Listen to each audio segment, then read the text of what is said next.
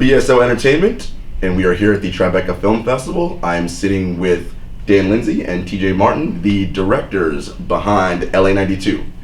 LA 92 takes a look at the LA riots 25 years post. Gentlemen, thank you so much for joining us. Yeah, thanks for having us. So, looking at the film, all film is some sort of expression of emotion. So, for both of you, even if it's historical information like the LA riots, what was going on with the both of you that you wanted to get out emotion-wise in this film? That's a great question. Great question. We intentionally took a less of a journalistic approach with the film. You know, as you notice, it's archive driven. We source from radio, from photos, from raw footage, broadcast footage, citizen journalism, and kind of took all these scraps of wood and metal and built a house out of it. But the intention is to remove the middleman per se. So remove the filter of someone kind of holding your hand through the events and exposing kind of the raw, visceral nature of them for the audience. So if there's going to be an emotional takeaway, I think the hope would be some form of empathy for what individuals went through over the course of the events during 92, but also maybe you can translate that empathy to what various marginalized communities kind of go through since the history of this country, or since the birth of this country. So that would be the hope in terms of a dominant emotion that I think that experience. Yeah, I mean, even the question that you're asking, I think is great because it is how we approached it. We didn't want to.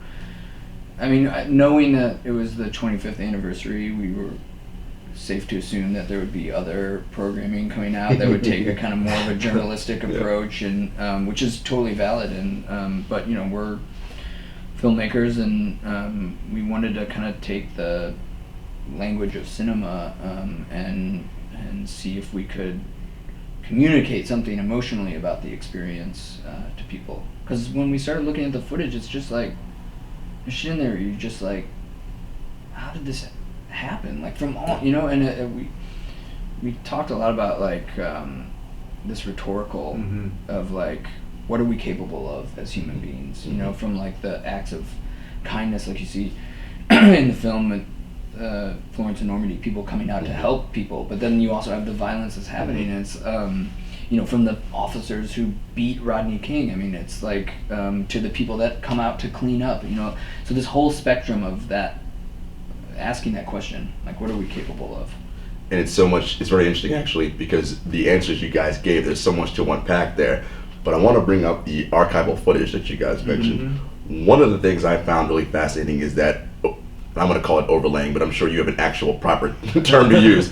This overlaying technique where you use archival footage from 1965 during the Watts riots when Lyndon B. Johnson was president, and the address he gave the nation in response to the Watts riots.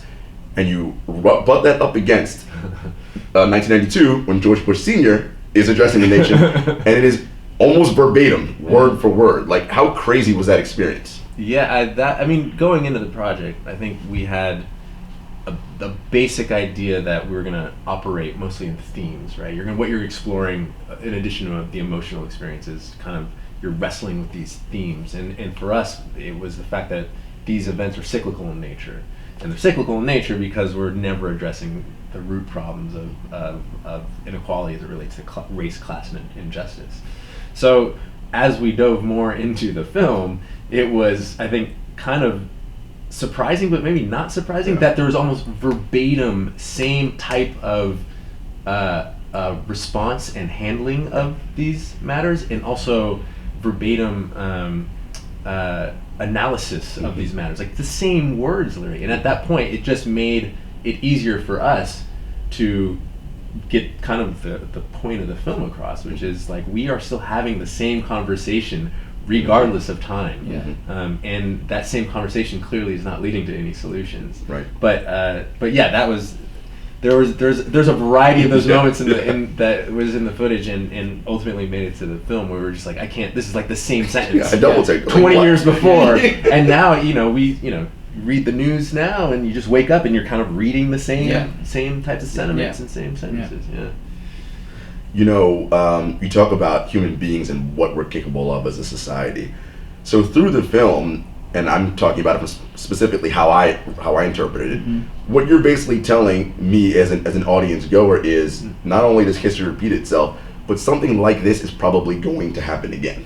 Right? Is that sort of what you hope to convey in the film? I think it's more the question. Like, I think as filmmakers, we're always trying to ask questions and not like necessarily give answers, which, I don't know, it's debatable if that's a cop-out or not, but like, but yeah, I mean, I think that's the film is posing that question, like, when we were reading about this and came across a 60 Minutes piece with Martin Luther King post the 67 riots that happened in Detroit and other places across the country, and it was the first time he said like the riot is the language of the unheard, and I mean that's like to me, like, as long as you have people that feel marginalized and unrepresented, you have the possibility of things like this happening. But yeah, I mean, it's definitely a question we were posing to the audience, like, how far have we come? And that contradiction of like, that's to me one of the most fascinating things as we were coming along. It's that inherent contradiction in America of like, we make progress, but we don't. Right. I mean, like, we're founded as a country that's supposed to be freedom for everyone, and like that was not obviously not the case. But like, how do we? Yeah. But we can't make progress unless we strive for it, and it's just all of that stuff. Is hopefully what the film is exploring. It's exploring and getting the audience to start to think about. Yeah, I don't know if the film is saying it's going to happen. I think the film is saying, as many people said in '92, we shouldn't be surprised if it happens. Right. And I think that's just a slight reframe of perspective. What's interesting as well, so you mentioned archival footage, not only from sort of journalism pieces, but also citizen journalism, right? So as filmmakers, and looking at citizen journalism now, and we have people using their cell phones literally as their own directors, walking the streets. How much of a role do you think film can actually play beyond just asking the question? Right? Can it do more? Or does film even have is it film's place to do more than just ask questions? Film or just documentation of... I would say like film. The medium of film. The medium of film, yeah. Yeah. I think there's a misconception that, film or art changes the world. I think it can inspire, and I think it can shift perspective. And, I don't know to what degree it plays a role in the larger process of seeking some form of equality. Systemic change. But I do think it can at least help with the tools and how in which we talk about it. I think that is really lacking in general. So if I think it can help facilitate a change of perspective, and then maybe it can help actually find some kind of common ground to say, from people from two different ideologies or political leanings can look at something and say, wow, I don't want that to be my society. I emotionally don't resonate with that. That seems, for lack of better terms, bad. We can agree on that. So then how do we find the tools to have the conversation to now, fix and find solutions? So I think it can inspire. I don't know if it can actually be the facilitator of change. Right. And same place for you. Yeah, but I mean, I also it's an interesting place where like, for instance, just we have cameras on our phone, and it can expose things, and it can make things come to light, but that also can make people really uncomfortable. And I find, like, when we are uncomfortable, we tend to retreat to our safety places. And I think one thing we were trying to do with the film is to put us in that place where it is uncomfortable, and understand that we have to actually live in that space and wrestle with these issues that create a kind of sense of cognitive dissonance, but know that that's, again, our foundation of our country is a contradiction, and I just feel like we're never gonna get there from like safe places, Right. you know, like Right. it needs to be. There's uncomfortable conversations Yes. that need to happen, and like the people that want to avoid that because they want to be comfortable, to me is a cop out. Like you have, you know, communities of people that have spent hundreds of years feeling uncomfortable. Yes. And But I don't want to have that conversation. yeah, the conversation makes me uncomfortable. Yeah. And it's true though, right? I mean, before any kind of change, whether it be broad scale or even individual, right before that change is a period Yeah. of discomfort. Yeah. That's just, which what I hope is happening is that means growth is potentially coming. Yeah. Right. Also, you know, thinking about the film, how did you approach determining what would make it into the 114 minutes, Yeah. right? Like, I mean, I'm sure you have reels and reels of hours of footage, and what made it into the film, and what's on the cutting floor that you're like, damn, why didn't we get that in there? That was so good. I mean that's a big I that's like a partly dorky like yeah. filmmaking question. But I wanted to get the filmmakers excited. You know, we kind of we operate through themes a lot. So if we can kind of identify, you know, making sure that we're still hitting the basic pillars of the story, and then within that we're still exploring kind of the thematic of these things being cyclical in nature. That's one filter. Mm-hmm. The other one is, you know, we didn't have the liberty of constructing a traditional 3-act narrative because Right. there's no one singular character Right. or two characters going through a journey. So we decided to structure it more like a symphony, so it operates in movements. Mhm. And then within those movements, we wanted to make sure that you're shifting perspective all the time. You're with the Korean American community, Mhm. you're with the community in South Central, then all of a sudden you're through the lens of the LAPD, and then now you're through the lens of local government, and then you're constantly interweaving between those different POVs, and that kind of helps give it a narrative cadence, Mhm. so you're not bored within Right. 20 minutes, right? So you're taking into account all these variables that allow you to make the decisions of what ends up in the film or not. I think for us, the most disheartening thing that probably didn't make the final cut is there's a lack of a greater voice from the Latino community, and you know it's hard to tell a distinctly LA story without yeah. the voice of the Latino community. And part of that is just more from a practical standpoint. We didn't have the materials. You know, it certainly wasn't for a lack of trying. Yeah.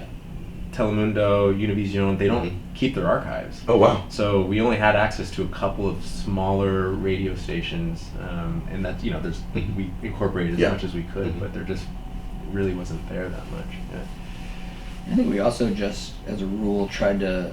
I mean, we did this on all of our films, but like we have a kind of rule of like never using something that's provocative for provocative's sake. Mhm. Like to always have a reason. So I mean, there's some crazy footage that we saw, Yeah. but like, and some of it is obviously included in the film. But you know, there was others that it just would have been irresponsible to put it in. Yeah, that was a challenge that's of the film yeah. in general. It's like, how do you handle such violent imagery Yeah. where, especially that we don't have, again, someone creating this, you know, Right. intellectual context for you to exchange. Mhm. We're actually saying, oh, you're an adult, you can handle this, but Right. we still need to frame it in a way that is responsible. And a lot of that is just editing and re-editing Yeah. and figuring out using the tools of cinema to figure out a language that is that allows those complicated images to challenge you in the right ways, versus either turn you off or say, oh, these guys are just being provocative.